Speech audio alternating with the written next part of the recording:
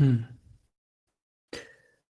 तो विस्कोसिटी की बात चल रही है। विस्कोसिटी में छोटी सी बात मैंने बोली है बस अभी कि विस्कोसिटी मतलब जब जब फ्लूइड के लेयर्स के बीच रिलेटिव मोशन होंगे तब तब उनके लेयर्स के बीच फ्रिक्शन लगेगा और that friction is called viscosity.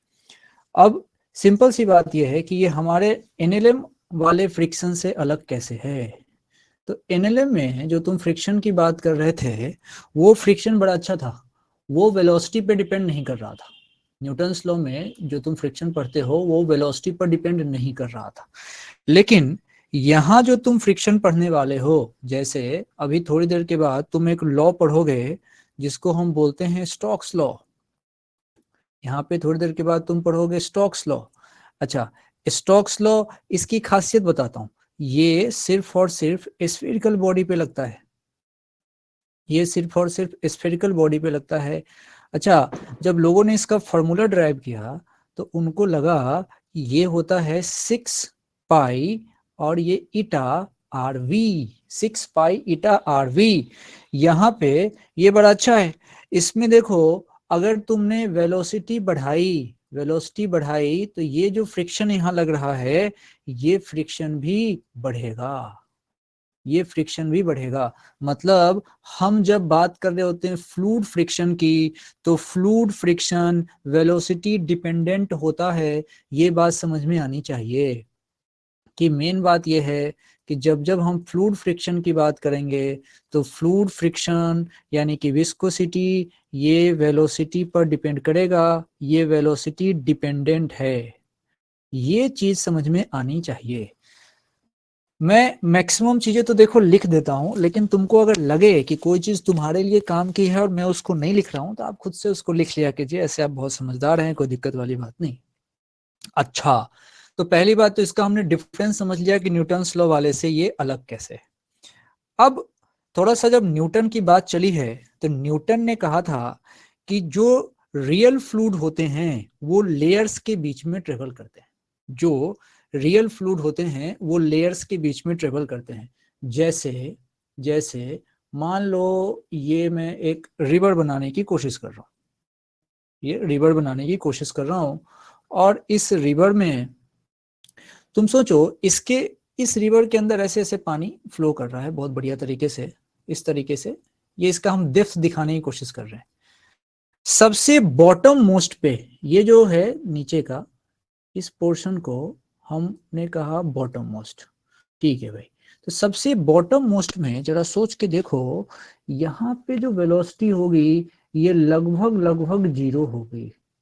यहाँ पे जो वेलोसिटी होगी पानी की वो लगभग लगभग जीरो होगी। एज्यूम करो कि कहीं बाढ़ है, एकदम से तेज तूफान, बहुत तेज पानी में ऐसी हलचल है, तो सबसे नीचे जैसे डिस्कवरी वर्ल्ड में देखते होगे समुद्र के बिल्कुल नीचे जाते हैं और एकदम से बॉटम में जब जाते हैं तो बिल्कुल वहां शांत रहता है सब कुछ, और जितनी भी समुद्र की लहरें चलती हैं वो टॉप पे चलती हैं, यानी कि नीचे नीचे स्पीड कम है।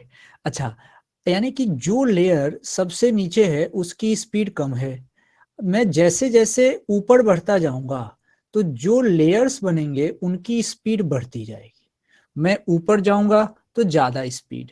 ये बात अपने को समझ में आनी चाहिए, और हमसे पहले ये बात न्यूटन को समझ में आ गई कि भाई जैसे जैसे तुम नीचे से ऊपर की तरफ बढ़ोगे स्पीड बढ़ती जाएगी। तो न्यूटन ने समझाया कि यहाँ पे जब आप नीचे से ऊपर जाओगे यानी कि नीचे से ऊपर जाना और स्पीड बढ़ेगी, मतलब स्पीड में चेंज होगा। चेंज मतलब डेल्टा वी, समझो, चेंज मतलब डेल्टा वी। कैसे? तो नीचे से ऊपर जाने में, नीचे से ऊपर जाने का मतलब है वाई एक्सिस में चेंज होना, मतलब डेल्टा वाई। तो न्यूटन को बात समझ में आ गई कि जब मैं नीचे से ऊपर जाऊंगा तो हमारे पास यहाँ एक टर्म आने वाला है, वो है delta we upon delta Y, मतलब change in velocity in Y axis आने वाला है। हाँ, अलग बात है, कुछ लोग इसको डीवी अपॉन डी वाई भी बोलते हैं, डीवी अपॉन डी वाई। तो ये क्या है, इस बात को समझना है। This is change in speed in y direction. इसको इसको कुछ लोग वेलोसिटी ग्रेडियंट भी बोलते हैं। तुमको याद हो किसी भी फिजिकल क्वांटिटी का डिस्टेंस के साथ जो वेरिएशन होता है उसको उस फिजिकल क्वांटिटी का ग्रेडियंट बोलते हैं। यहाँ पे डिस्टेंस वाई एक्सिस में है, वेलोसिटी का चेंज हो रहा है, तो कुछ पढ़े लिखे लोग इसको कहते हैं वेलोसिटी ग्रेडियंट। वेलोसिटी ग्रेडियंट नाम पता होना चाहिए। अच्छा, यहाँ वेलोसिटी ग्रेडियंट है किसके बीच, तो तुम कहोगे भैया between the layers, between the layers. ये बात समझ में आनी चाहिए। बहुत आसान है, पानी के सबसे नीचे से सबसे ऊपर की तरफ जाऊंगा, स्पीड बढ़ती जाएगी। यहाँ पे स्पीड का change with respect to distance हो रहा है, डिस्टेंस मेरा वाई एक्सिस है, इसलिए इसको कहेंगे velocity gradient between the layers. बात खत्म। आओ थोड़ा सा इसको समझते हैं अच्छे से। मान लो यहाँ पे देखो मैंने दो लेयर्स दिखाए, दो लेयर्स, एक नीचे वाला लेयर्स पी क्यू देख रहे हो तुम, और एक ऊपर वाला लेयर जिसका नाम हमने आर एस रखा है। अब एक काम करते हैं, माना कि नीचे इसकी स्पीड और इसकी स्पीड, कॉमन सेंस है, ऊपर वाले की स्पीड ज्यादा होगी, तो मान लेते हैं ऊपर वाले की स्पीड हमने मान ली 15 मीटर पर सेकेंड, और नीचे वाले की मान लेते हैं 10 मीटर पर सेकेंड। अच्छा, लेयर्स के बीच वाई एक्सिस का गैप, लेयर्स के बीच वाई एक्सिस का गैप, माना ये गैप है हमारे पास, सपोज करो 2 मीटर, ये हमने 2 मीटर का इनके बीच गैप मान लिया। अब एक एक बात समझो, एक एक बात समझो। जो ऊपर वाला एक्सिस है उसको वाई एक्सिस बोलूंगा, और जो इधर वाला एक्सिस है इसको एक्स एक्सिस बोलूंगा। मेरे से कोई बोले कि ये जो तुम सिचुएशन देख रहे हो, इसमें से तुम मुझे बता दो कि delta we upon delta y यहाँ कितना होगा, delta we upon delta y की वैल्यू कितनी होगी, ये कोई हमसे पूछेगा।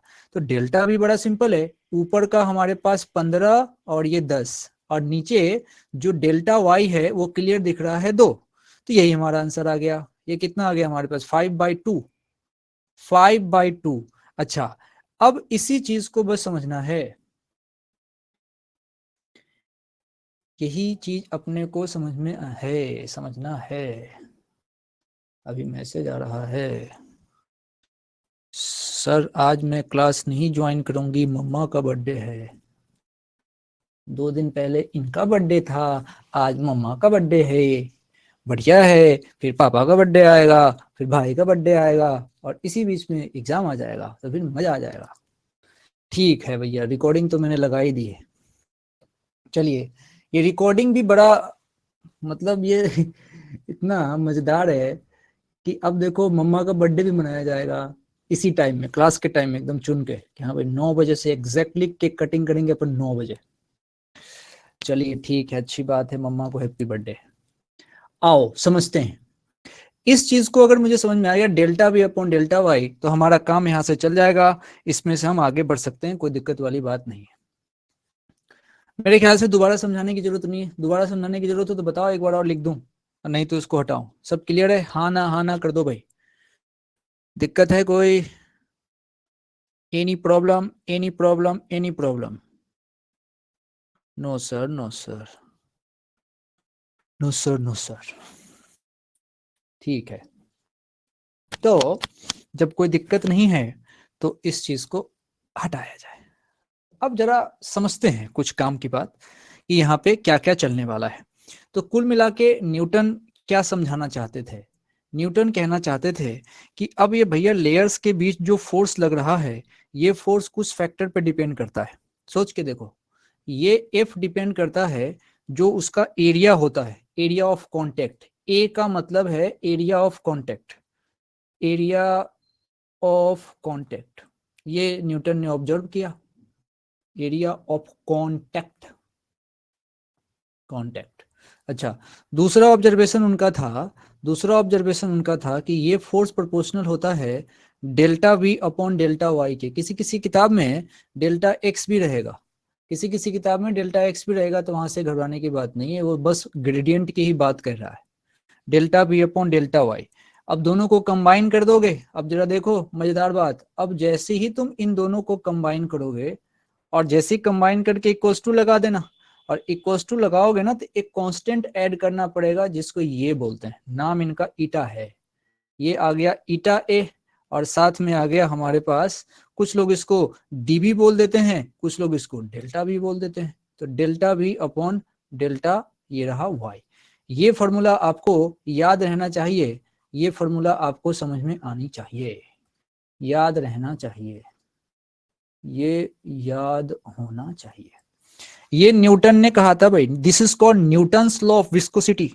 Newton's law of viscosity, Newton's law of viscosity, इसमें ईटा को बोलते हैं coefficient of viscosity. Eta, coefficient of viscosity, ये समझ में आना चाहिए। ईटा, ईटा का नाम है कोफिशिएंट, किसका? तो of viscosity, coefficient of viscosity. अब क्वेश्चन क्या करता है ना, इसी ईटा में तुमको उलझाएगा, इसके यूनिट को देके तुमको तंग करेगा। तो कोफिशिएंट ऑफ विस्कोसिटी ईटा, और इस ईटा के बारे में बात अभी करने वाले हैं, ईटा के बारे में बात अभी करेंगे। अब देखो ईटा के बारे में क्या लड़ाई है, ईटा के बारे में क्या क्या पता होना चाहिए। मैं कुछ बातें बोलने जा रहा हूँ, बड़े आराम से कान नाक आंख मुंह सब खोल के अब मेरी बात को ध्यान से सुनना। सबसे पहली बात ईटा की, इसकी जो एसआई यूनिट होती है ना, इसकी एसआई यूनिट ये है डेकापॉइस। ये एसआई यूनिट है डेकापॉइस, एसआई यूनिट। कुछ लोग इसको पॉइजली भी बोलते हैं, पॉइजली, पॉइजली, पॉइजली। अच्छा, एसआई यूनिट है डेकापॉइस। परंतु परंतु क्वेश्चन क्या करेगा, क्वेश्चन तुमको हमेशा सीजीएस यूनिट देगा। सीजीएस यूनिट जो इसकी होती है वो होती है पॉइज, पॉइज। तुम जीवन में कभी भी पॉइज में क्वेश्चन सॉल्व मत करना, गड़बड़ हो जाएगा, क्योंकि ऐसा यूनिट पॉइज है ही नहीं, ऐसा यूनिट तो डेका पॉइज है। मैं लिख देता हूं कि पॉइज देगा बट कभी कभी पॉइज में क्वेश्चन सॉल्व मत करना, मत करना। कर दिए कोई दिक्कत नहीं है, 5 नंबर कम करके आ जाना मजे में।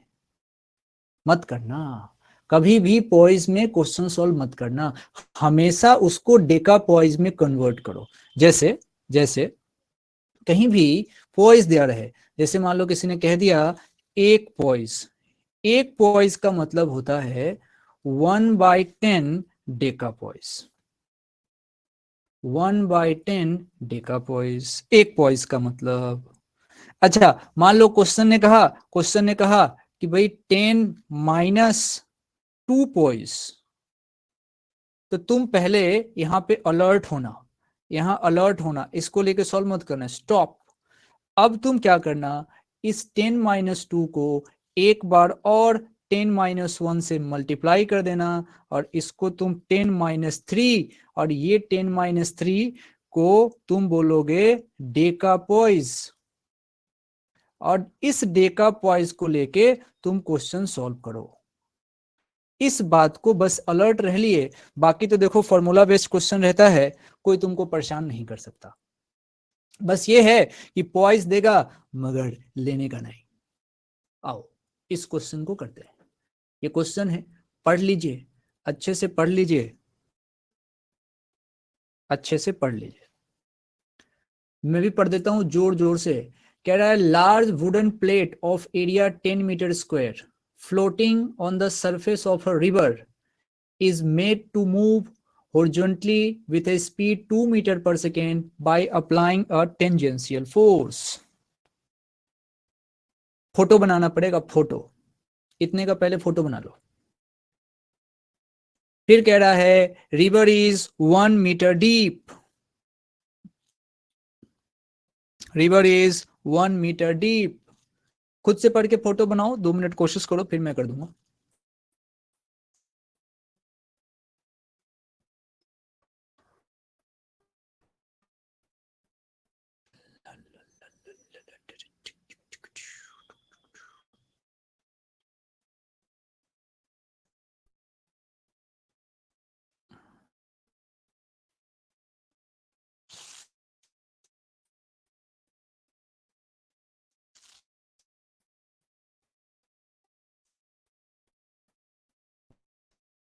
चलिए, उम्मीद करता हूं कि आपने किया होगा, और अब आप इसको चेक करेंगे कि मैं कैसे कर रहा हूं।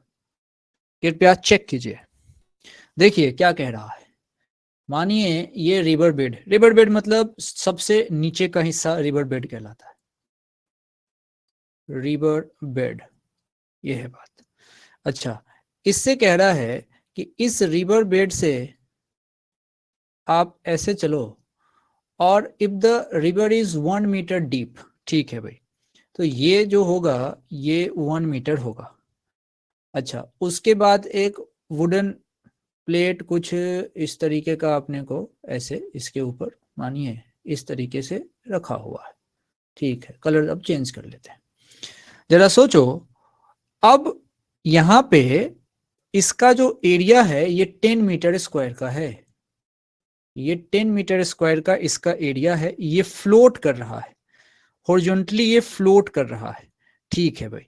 अच्छा, अब जरा सोच के देखो, माना कि ये मोशन इस तरफ कर रहा है, सोच के देखना, माना ये मोशन इस तरफ कर रहा है और कितने से कर रहा है, तो ये कर रहा है भैया 2 मीटर पर सेकेंड से। अब फ्रिक्शन तो बड़ा अच्छा है, फ्रिक्शन हमेशा रिलेटिव मोशन को अपोज करता है, तो ये फ्रिक्शन पीछे की तरफ लग जाएगा और न्यूटन बाबा अपने को याद आएंगे, और ये फ्रिक्शन लगेगा F equals to eta A और साथ में डीवी अपॉन डी वाई, ये फ्रिक्शन लगेगा पीछे की तरफ, ठीक है। अब जरा तुम सोचो, मैं मोशन मेरा हो रहा है आगे, मोशन मेरा हो रहा है आगे और ये फ्रिक्शन लग रहा है पीछे। अगर मैंने इसको ऐसे ही छोड़ दिया तो समय के साथ साथ इसकी स्पीड कम होती जाएगी और ये फ्लोट नहीं कर पाएगा, ये रुक जाएगा, ये पानी के अंदर फ्लोट नहीं कर पाएगा, ये रुक जाएगा, जो हम बिल्कुल नहीं चाहते। हम चाहते हैं कि ये लगातार लगातार लगातार 2 मीटर पर सेकेंड से फ्लोट करे, तो इसके लिए मुझे आगे की तरफ यहाँ पे फोर्स लगाना पड़ेगा, इस पे टेंजेंशियल फोर्स लगाना पड़ेगा। सोचो, जब इस पे फोर्स लगाऊंगा तभी ये फ्रिक्शन को काउंटर करेगा और लगातार 2 मीटर पर सेकेंड से चलेगा। बस इतनी सी बात है, फिर इसमें तो कोई दिक्कत वाली बात है ही नहीं। तो फिर तुम सिंपली यहां से कह सकते हो कि भाई मैं इसको थोड़ा बड़ा कर देता हूँ पड़ोसी को, ये देखो इस स्लाइड को थोड़ा बड़ा कर देता हूँ, थोड़ा बड़ा कर देता हूँ।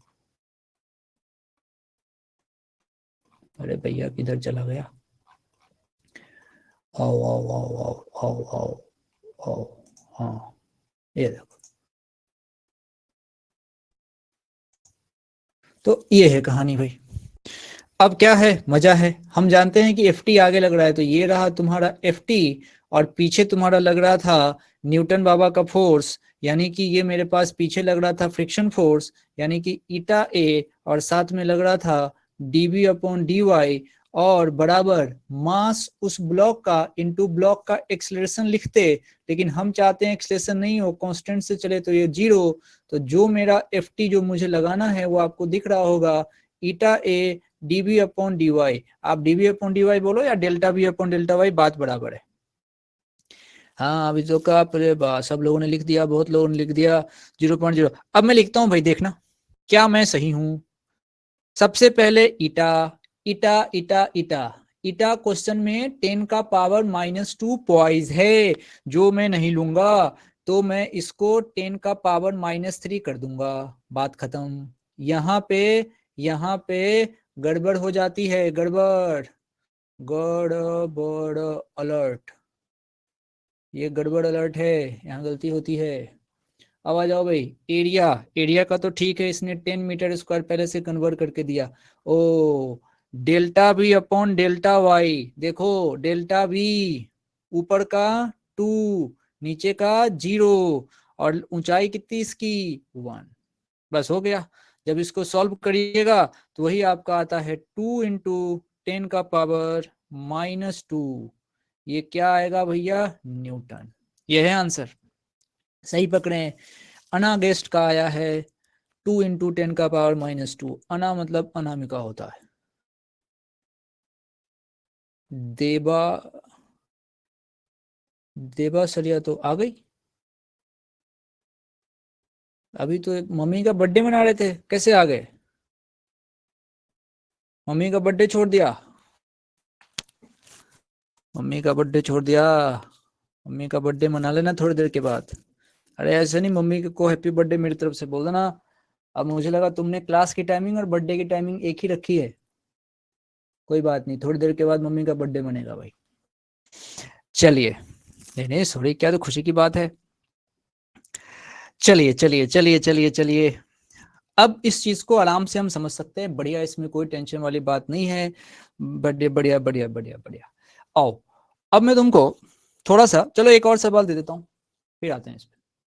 एक और सवाल है, ये खुद करिए आप फटाफट, ये करिए जरा, ये करिए, स्क्वायर प्लेट वाला सवाल कर जाइए।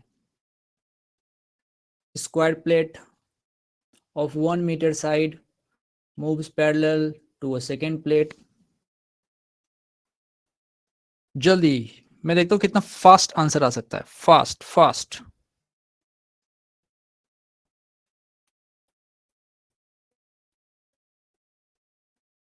वही कर पाएगा जिसने फॉर्मूले ठीक से लिखे।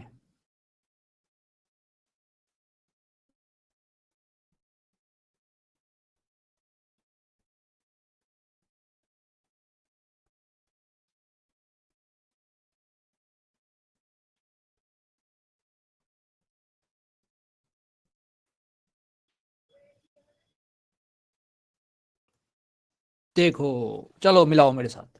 कुछ नहीं कहा, ये कह रहा है कि बेटा क्या तुमको फॉर्मूला याद है, तो तुम बोलोगे हाँ मुझे याद है, स्क्वायर प्लेट देखूंगा, लेयर्स देखूंगा, न्यूटन्स याद आने चाहिए।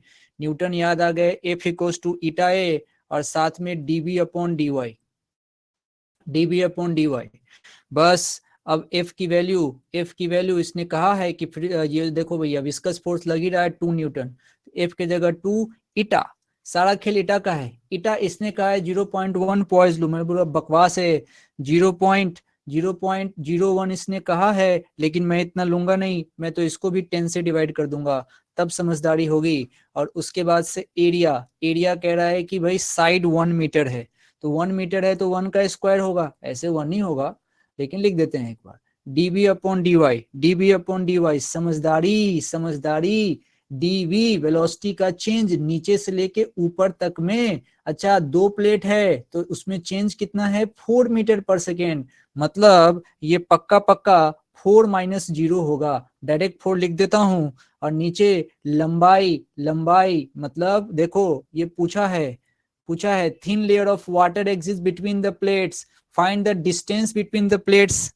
ठीक है, तो आप इसको सीधा सीधा मान लो, डिस्टेंस बिटवीन द प्लेट को तुम डेल्टा वाई मान लो, बस इसको सॉल्व कर दो, मजा आ जाएगा, मजा आ जाएगा। हाँ, तो यहां से डेल्टा वाई लोग सॉल्व करके धराधर बता रहे हैं कि भाई आएगा 2 mm।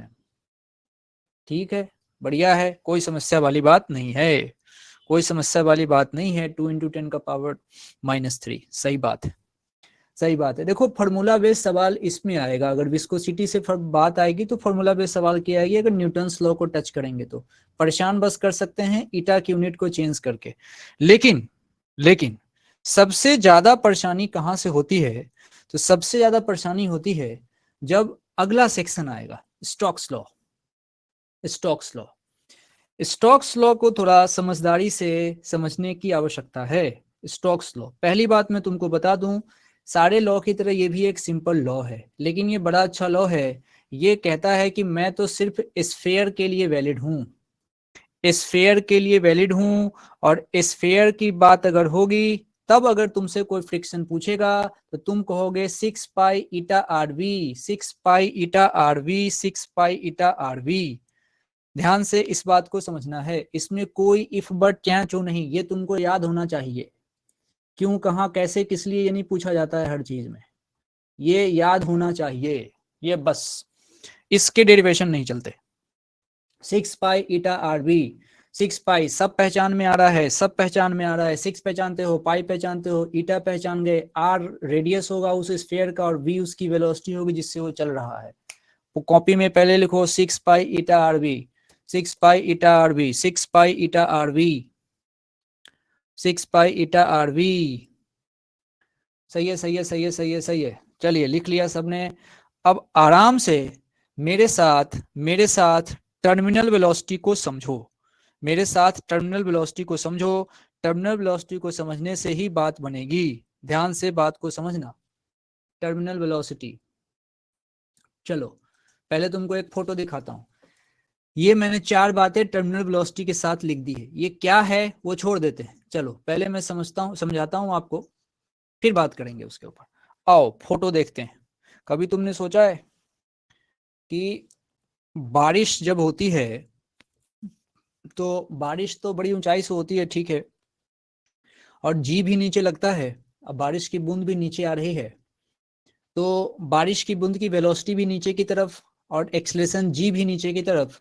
इसका मतलब ये हुआ कि ऊपर से नीचे की तरफ जब बारिश की बूंद आए तो मेरे मेरे मेरे पास आते आते वो एकदम रॉकेट जैसी गिरनी चाहिए थी, एकदम तेज तेज तेज तेज, और हमको बहुत जोर से चोट लगनी चाहिए थी और हमारी हालत खराब हो जानी चाहिए थी।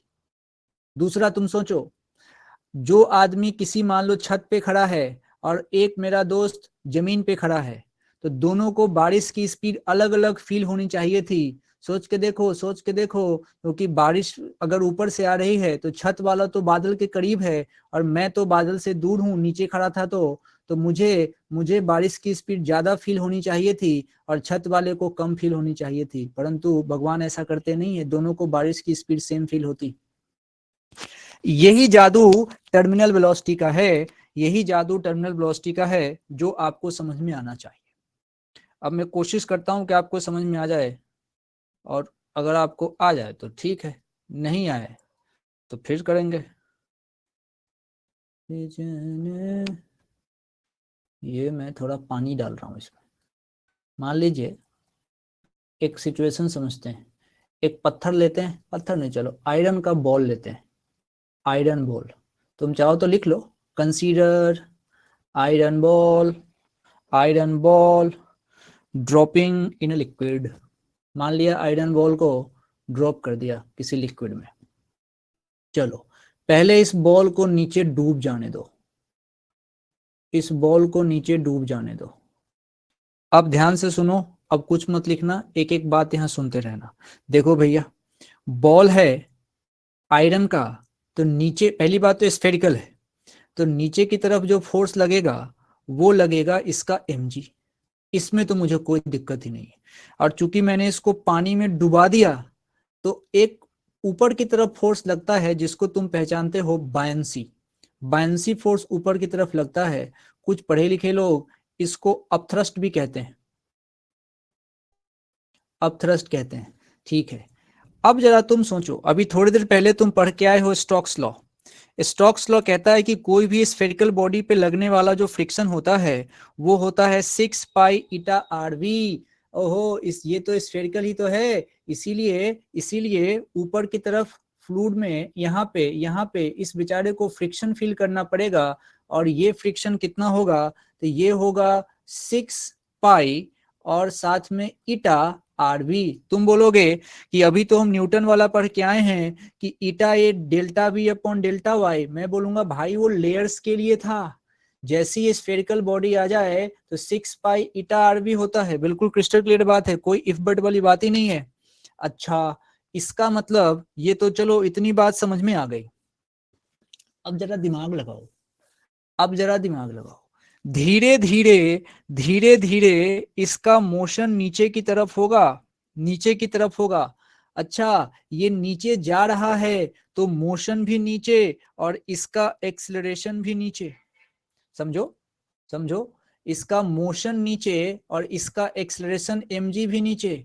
तो समय के साथ साथ, समय के साथ साथ इसकी वेलोसिटी बढ़ेगी, समय के साथ साथ इसकी वेलोसिटी बढ़ेगी, क्योंकि तुमने बॉल को नीचे ड्रॉप किया है, वो mg लग रहा था, इसकी वेलोसिटी बढ़ेगी। तुम बोलोगे क्यों, बायंसी भी तो लग रहा है। भाई साहब, ये जो अपथ्रस्ट होता है ये तो कांस्टेंट होता है, ये तो कांस्टेंट होता है। तो समय के साथ साथ चूंकि mg नीचे है, mg नीचे है और g वाला एक्सलेशन लगातार लग रहा है नीचे की तरफ, मतलब कांस्टेंट एक्सलेशन एक इसका नीचे की तरफ लग रहा है जो वेलोसिटी बढ़ाएगा। और देखो मजे से, वेलोसिटी बढ़ाओगे, ये देखो वेलोसिटी वाला टर्म ये रहा, वेलोसिटी बढ़ाओगे तो यहाँ ये जो एफ वी है ये भी बढ़ेगा, मतलब ये एफ वी भी बढ़ेगा। मतलब ये बात तो हो गई कि मेरा यहाँ जो फ्रिक्शन लगेगा इसको, वो फ्रिक्शन समय के साथ साथ बढ़ता जाएगा। अच्छा, मतलब कुछ टाइम बाद क्या होने वाला है, कुछ टाइम बाद मान लो ये यहाँ पे आएगा, ये यहाँ पे आएगा। जब ये कुछ टाइम बाद यहाँ पे आएगा तो एक समय ऐसा तो जरूर आएगा कि जब नीचे वाले फोर्स और ऊपर वाले फोर्स बैलेंस हो जाए। तो भाई नीचे लग रहा था इसका mg और ऊपर लग रहा था इसका बायंसी और साथ में ये इसका लग रहा था fv। ये बैलेंस हो जाएंगे। जैसे ही ये बैलेंस होंगे, जैसे ये बैलेंस होंगे उस समय में इनमें जो एफ नेट है वो जीरो लगेगा। एफ नेट जीरो होने का मतलब कि जो यहाँ नेट एक्सीलरेशन है ये जीरो हो जाएगा। इसका मतलब जो अब इसकी बॉल की वेलोसिटी, चूंकि ये तो डूबे जा रहा है लगातार, तो इसकी वेलोसिटी जो होगी ये हो जाएगी कांस्टेंट, इसकी वेलोसिटी हो जाएगी कांस्टेंट। इसी कांस्टेंट वेलोसिटी को टर्मिनल वेलोसिटी कहा जाता है। यही जो कांस्टेंट वेलोसिटी है, इस कांस्टेंट वेलोसिटी को कहते हैं टर्मिनल वेलोसिटी। टर्मिनल वेलोसिटी, इसको लिख देता हूं मैं, इसका नाम, लोग कहते हैं इसको टर्मिनल वेलोसिटी, कुछ लोग इसको वीटी से डिनोट करते हैं। ग्राफ देखो बिल्कुल सिंपल, शुरुआत के दिनों में लगातार वेलोसिटी बढ़ी है, बढ़ते बढ़ते बढ़ते बढ़ते एक समय आया कि वेलोसिटी कांस्टेंट हो गई, अब वो हमेशा कांस्टेंट ही रहेगी। एक खास मोमेंट की बात कर रहे हैं हम, खास मोमेंट पे, खास मोमेंट पे दोनों फोर्स बराबर हुए, वेलोसिटी कांस्टेंट, और ये जो ब्लॉक है, ये जो ब्लॉक है ये अब इस स्थिति में नीचे की तरफ यहाँ पे कांस्टेंट स्पीड vt से गिरता रहेगा। कभी कभी ना ग्राफ भी पूछ देते हैं, तो ग्राफ भी आपको समझ में आना चाहिए। मैंने पूरा यहाँ पे आपको समझाने की कोशिश करी है, अगर आपको नहीं समझ में आया तो आप टाइप कीजिए वंस अगेन, और समझ में आ गया तो टाइप कीजिए ओके। वंस अगेन का ओ ए भी लिख सकते हो, ओके ओके बोलते ही टाइप कर दिया, इंतजार में थे। ओके ओके, ठीक है, धन्यवाद धन्यवाद। अब आइए, अब इसका थोड़ा सा डेरिवेशन पकड़ते हैं, थोड़ा समझते हैं टर्मिनल वेलोसिटी की कहानी। मैं चाहता हूं तुम पहले इसका फोटो बनाओ अपनी कॉपी में, इसका बनाओ फटाफट, पूरा नहीं बनाओ तुम, बस ये क्या करो, ऊपर वाले सिचुएशन को बता दो कि ऊपर में बी लगा, इधर एफ बी, नीचे एम जी, फटाफट। और नीचे वाला सिचुएशन बना दो, नीचे वाला सिचुएशन बना दो। एक दो चीज और आपको दे देता हूं, मान लो यहाँ पे क्या करते हैं अपन, जो मटेरियल है उसका डेंसिटी, जो मटेरियल है उसका डेंसिटी मान लेते हैं, मान लो रो, मटेरियल की डेंसिटी रो मान लेते हैं। ये ऊपर लिख दिया है मैंने, ये देखिए, रो डेंसिटी ऑफ बॉडी है और सिग्मा डेंसिटी ऑफ मीडियम है। मान लीजिए पानी में गिरा रहे थे ना, तो इसके डेंसिटी को मान लेते हैं सिग्मा, ये इसके डेंसिटी को सिग्मा मान लेते हैं। ये है बात, पूरा समझ जाएंगे, अच्छे से लिख सकते हैं। चलिए अब मैं आपको इसकी कहानी समझाता हूँ कि ये हुआ कैसे, आखिर क्या टर्मिनल वेलोसिटी पर कैसे पहुंचेंगे अपन। जरा सोचो, हम उस मोमेंट की बात कर रहे हैं जब नीचे का फोर्स और ऊपर का फोर्स बराबर हो रहा हो। तो नीचे के फोर्स की अगर बात करूंगा तो भैया वो है mg, ऊपर का फोर्स दो है, एक तो तुम कहते हो बायंसी, दूसरा कहते हो फ्रिक्शन फोर्स जो आता है 6 पाई ईटा, और साथ में तुम कहते हो r, और साथ में कहते हो v। ओ यही v तो टर्मिनल वेलोसिटी है, तो क्यों ना इसको vt लिख दिया जाए। अब कान नाक आंख मुंह सब खोल के सुनो मेरी बात। mg, ये जो m है ये एक्चुअली में किसका मास है, तो ये मास है उस बॉडी का जो नीचे की तरफ तुम गिरा रहे हो, ठीक है भाई, उस बॉल का मास है जो स्फेरिकल है। अच्छा, तो क्यों ना मास को वॉल्यूम इनटू डेंसिटी लिखा जाए, तो मास को वॉल्यूम इनटू डेंसिटी, तो वॉल्यूम तो स्फीयर का भाई साहब 4/3 पाई और उसका रेडियस r है, तो 4/3 पाई r क्यू, और देखना जो स्फीयर है उसकी डेंसिटी को हमने रो कहा हुआ है, तो ये हमने रो लिख दिया। अब देखो साथ में g, कोई प्रॉब्लम नहीं, बायंसी कैसे लिखें, बायंसी कैसे लिखें, एक सेंटेंस बोल रहा हूं ध्यान से सुनना। बायंसी भी एक तरह का mg होता है, जिसको लिखना लिख भी सकता है, बायंसी भी एक तरह का mg होता है, पहली बात। दूसरी बात, जब भी बायंसी लिखो डब्बा बनाओ ऐसे, जब भी बायंसी लिखो डब्बा बनाओ, इस डब्बे के अंदर मास भरना है, इस डब्बे के अंदर मास भरना है। मैंने बोला मास डब्बे के अंदर भराएगा, तो मास कैसे लिखोगे, तो वॉल्यूम इनटू डेंसिटी। बायंसी चूंकि लिक्विड की प्रॉपर्टी है, मीडियम की प्रॉपर्टी है, तो डेंसिटी भी मीडियम की रखी जाएगी। बायंसी बायंसी उस मीडियम की प्रॉपर्टी है जिसमें तुम डुबो रहे हो, तो डेंसिटी डेंसिटी मीडियम की। सर बायंसी mg की जैसे मतलब, बायंसी mg के जैसे मतलब, बायंसी तो देखो क्या होगा, पानी के अंदर किसी ऑब्जेक्ट को अपन डुबोते हैं ना, मान लो तुम गए स्विमिंग पूल में, स्विमिंग पूल में तुम गए और किसी बच्चे के साथ स्विमिंग पूल में खेल रहे हो। बच्चा बहुत मोटा है, एकदम से गोला, बड़े बड़े गाल उसके, और तुम जब उसको, उस बच्चे को बाहर गोद में उठा के खेलना चाहते थे तो तुम बच्चे को उठा नहीं पाते थे। अब तुम ले गए उसको स्विमिंग पूल में और थोड़ा सा पोर्शन बच्चे का डुबो दिया, और तब उसको उठा रहे हो, और तब तुमको मजा आ रहा है, बच्चा आसानी से उठ रहा है।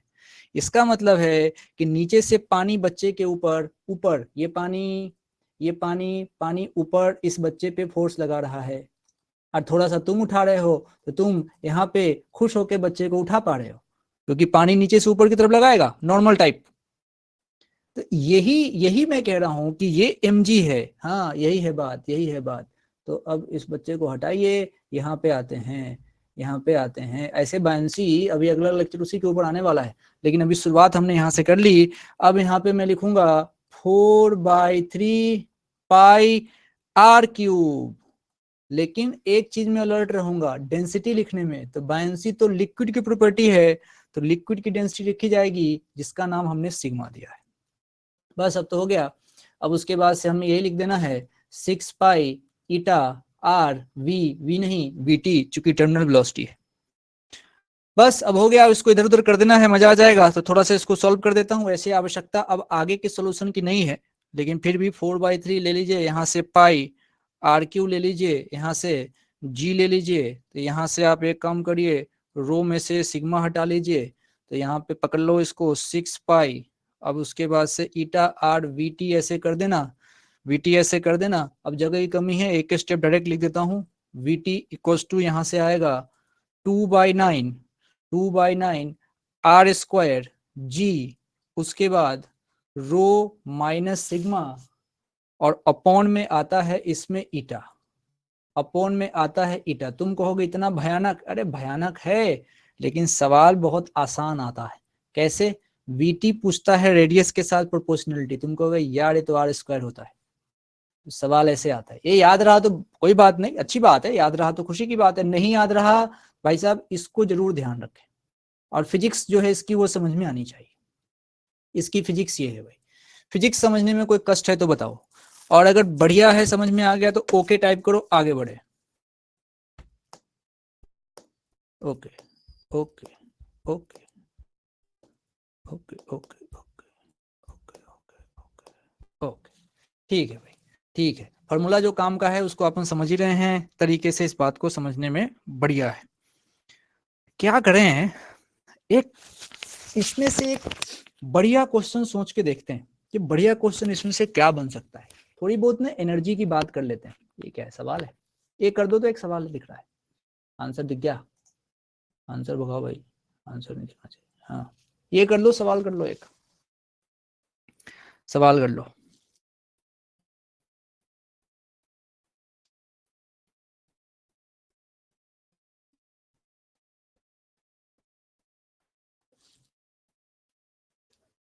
Can a raindrop falling through air have radii in the ratio 1:2? They will have terminal velocity in the ratio, जल्दी 2:2. ठीक है, देखिए ये देखिए, फालतू फालतू फालतू फालतू, डायरेक्ट डायरेक्ट मैंने भी लिख के छोड़ दिया, क्या लोड नहीं लेने का, तुम जीनियस हो। इसी पे लगाने का, डायरेक्ट सॉल्व करिए, डायरेक्ट आंसर आ रहा है। Easy easy easy easy, yes yes yes. लेकिन हर बार मामला ऐसे फूल पे चलने वाला नहीं आएगा, हर बार मामला फूल पे चलने वाला नहीं आएगा, मामला थोड़ा जटिल भी हो सकता है। उसको समझने के लिए अब मैं तुमको एक चीज बताता हूं जिसको तुम ध्यान से समझना, ध्यान से समझो। इससे जटिल सवाल इस पे नहीं पूछ सकते हैं वो, नहीं पूछ सकते हैं। देखो, रटना अलग चीज है, समझना अलग चीज है, इसलिए जो बताना चाह रहा हूं उसको समझो कि क्या होने वाला है। मान लो ये ऐसी कहानी है, ऐसी। सबसे पहले ये जो सबसे ऊपर का पॉइंट है, इसको मैं रेफरेंस मान रहा हूं, इसी पॉइंट को मैंने माना रेफरेंस, तो इसकी पोटेंशियल एनर्जी को जीरो ले लिया। अच्छा, अब हम समझदार, अपने को पता है कि पोटेंशियल एनर्जी अगर वहां का जीरो है तो उसके नीचे जब मैं जाऊंगा, देखना उस रेफरेंस के नीचे जाऊंगा तो पोटेंशियल एनर्जी कम होगी। मतलब इसके नीचे जब मैं आऊंगा तो पोटेंशियल एनर्जी कम होगी, इस बात को ध्यान देना। मैं फिर से बोल रहा हूं, इस रेफरेंस के नीचे जब मैं आऊंगा, इस रेफरेंस के नीचे जब मैं आऊंगा तो पोटेंशियल एनर्जी होगी कम। नीचे आने में पोटेंशियल एनर्जी कम होगी, इसमें कोई दिक्कत नहीं है। और मान लीजिए इसमें पानी भरा हुआ है, ये पानी भरा हुआ है, इसमें तरीके से पहले पानी भर लेते हैं। पानी, ये पानी, पानी, ये देखो पानी हमने इसमें भर लिया, बढ़िया। अब जरा सोचो, एक बॉल लेके आओ या कोई टुकड़ा लेके आओ, कोई स्फेरिकल है ना, और उसको तुम यहां से उसको ड्रॉप करते हुए इसकी फिजिक्स को पढ़ने की कोशिश करते हैं। जब मैं यहां से लेके इसको ड्रॉप करूंगा, तरीके से बात यह है कि इसको मैं यहां से करूंगा ड्रॉप। जैसे ही मैं इसको ड्रॉप करूंगा तो ड्रॉप करते समय इसकी वेलोसिटी होगी जीरो, इसमें मुझे कोई दिक्कत नहीं है और किसी को दिक्कत नहीं होनी चाहिए। अच्छा, और ड्रॉप कर रहा हूं v जीरो और डिफरेंस पे रखा है तो पोटेंशियल एनर्जी जीरो, तो जरा सोचो शुरुआत के दिनों में इसकी काइनेटिक एनर्जी भी जीरो होगी, काइनेटिक एनर्जी भी जीरो होगी। यहां तक में कोई प्रॉब्लम नहीं है, सब ठीक चल रहा है, ठीक चल रहा है, ठीक चल रहा है।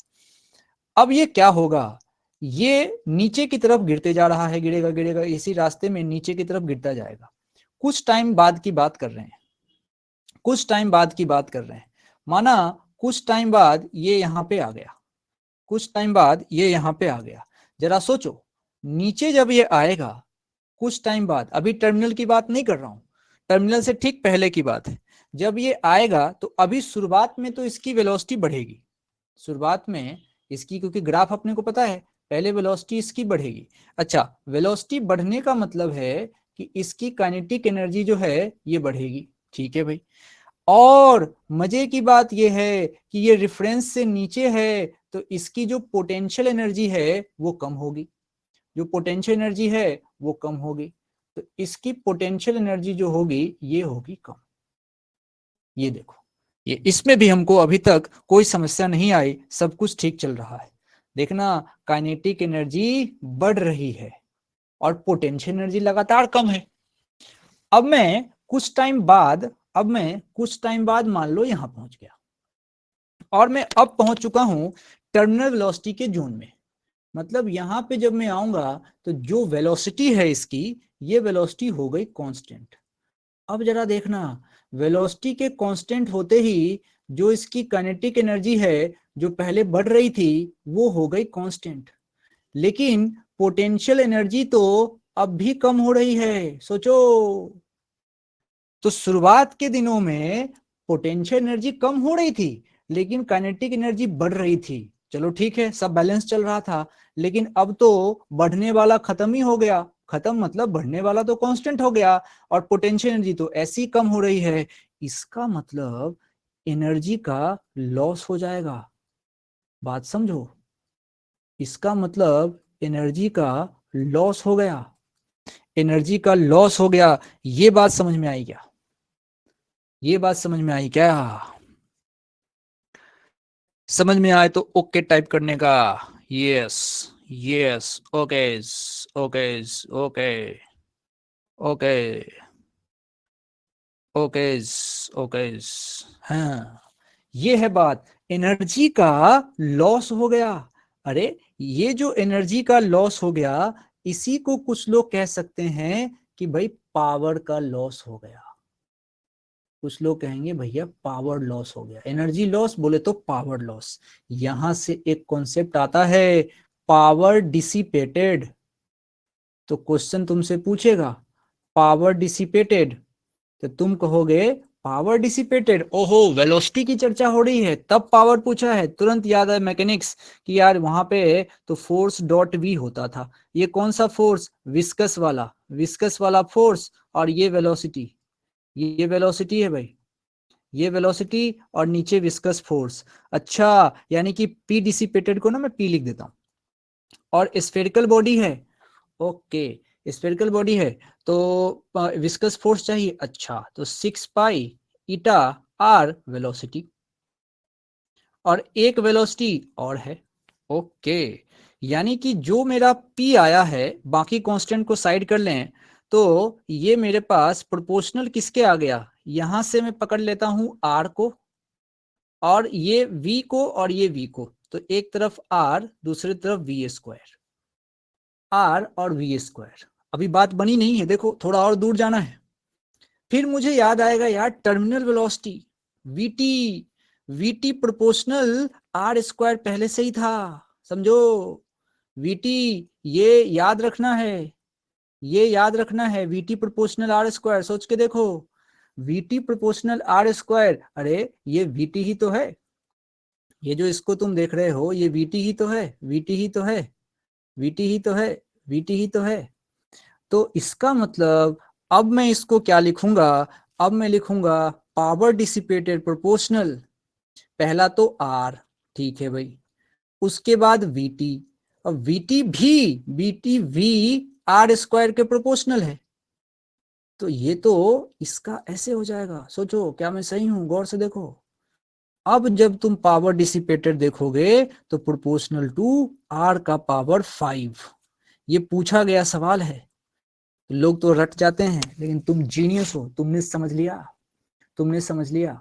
देखो कोई दिक्कत है तो बोल दो, कोई दिक्कत है तो बोल दो, एनी प्रॉब्लम? No sir. ये क्या अंगूठा, मतलब ओके, अच्छी बात है। किसी को दिक्कत है तो बोले, रुका हूं मैं।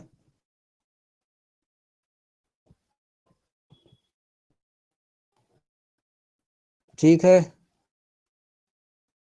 ठीक है, ठीक है, चलिए।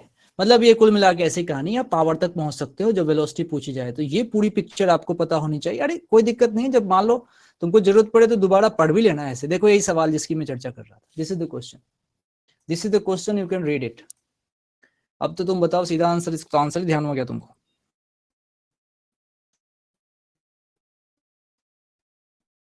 बताओ, है ना, इसमें अब क्या बोलने का है, लिखा ही हुआ है।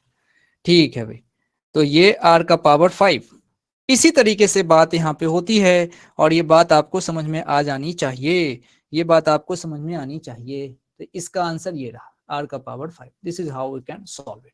सोल्यूशन हमने पहले ही कर लिया, ये इसकी कहानी थी, ये इसकी कहानी थी पूरा तरीके से। तो ये हमने विस्कोसिटी की बात अभी करी है कि विस्कोसिटी किस तरीके से होता है और कैसे कैसे कहानी बनती है। एक क्वेश्चन मैं आज होमवर्क में डालूंगा ये वाला, और इसका ग्राफ तुम सोच के आओगे, इसका ग्राफ कौन सा होगा, इस क्वेश्चन को लास्ट, ये तुम्हारे होमवर्क में डालूंगा। और बाकी है थोड़ा अगेन रिवीजन पीछे वाला। अच्छा रिवीजन करा, एनर्जी वाला बिल्कुल करा देंगे, कोई दिक्कत। रिवीजन की क्या है, रिकॉर्ड कर रहा हूं, तुम तो 200 बार रिवीजन कर रहे हो भाई, कोई दिक्कत नहीं। फिर भी बोल देता हूं, समझिए आप समझे क्या किया हमने, रेफरेंस माना है सबसे टॉप वाले पार्ट को, और यहाँ पे जहां रेफरेंस मानते हैं वहां पोटेंशियल एनर्जी जीरो होता है, और जहां पोटेंशियल एनर्जी जीरो है और चूंकि हम ड्रॉप कर रहे हैं तो वहां की काइनेटिक एनर्जी भी जीरो होगी। तो शुरुआत के पोर्शन में तो कोई दिक्कत ही नहीं। अरे इसको ऐसा कर लो ना, इसको 3 पार्ट में बांट लो, हमने 3 बार पढ़ा, एक बार यहाँ पढ़ा, दूसरी बार यहाँ पढ़ा, और तीसरी बार यहाँ पढ़ा। 1 नंबर पॉइंट में तो मेरे ख्याल से किसी को कोई दिक्कत नहीं है। 2 नंबर पॉइंट पे क्या हुआ कि कुछ टाइम के बाद है, तो जैसे ऊपर से तुम किसी चीज को पानी में छोड़ के देखो तो पहले तो उसकी स्पीड बढ़ेगी ना भाई, क्योंकि mg नीचे लगता है, तो उसकी वेलोसिटी बढ़ेगी। वेलोसिटी बढ़ने का मतलब होता है काइनेटिक एनर्जी बढ़ेगी, और पोटेंशियल तो घटते ही रहेगा ना नीचे की तरफ, क्योंकि नीचे आ रहा है, नीचे रेफरेंस से नीचे आने के बाद पोटेंशियल एनर्जी कम होती है, लेकिन काइनेटिक बढ़ रही है। तो सोचो ओवरऑल काम ठीक ठाक चल रहा। लेकिन क्या होगा, कुछ टाइम के बाद जो बढ़ने वाले थे वो कांस्टेंट हो गए। देखो पोटेंशियल एनर्जी को तुम अपना खर्चा मान लो, पोटेंशियल एनर्जी तुम्हारा खर्चा है, तो खर्चा तो तुम्हारा हो ही रहा है, वो खर्चा हो ही रहा है, और इनकम जो बढ़ने का था वो कांस्टेंट हो गया और खर्चा उतना ही हो रहा है। बताओ लॉस होगा कि नहीं? तो 3 नंबर में आने के बाद एनर्जी का लॉस हो गया, वही energy loss is called power loss. और जब वेलोसिटी की बात हो रही हो और तब पावर पूछा जाए तो फॉर्मूला होता है फोर्स इनटू वेलोसिटी। यहाँ फोर्स विस्कस है, वेलोसिटी टर्मिनल है, और चूंकि बॉडी स्फेरिकल है तो विस्कस का formula 6 pi eta R V लगेगा। वी का मतलब यहाँ टर्मिनल वेलोसिटी है, तो इसी तरीके से यहाँ पी प्रोपोर्शनल आर वी का पावर स्क्वायर में आएगा। और हम पहले जानते हैं वी खुद आर स्क्वायर के प्रोपोर्शनल होता है, तो वी हटाओ आर स्क्वायर रखो और आर स्क्वायर का स्क्वायर R4 हो जाएगा, और P के साथ ही जैसे आएगा R5 will be the answer. ये है कहानी। तो बस आज के लिए इतना ही, अब आप आराम कीजिए, बाकी बात बाद में। बाय बाय, धन्यवाद।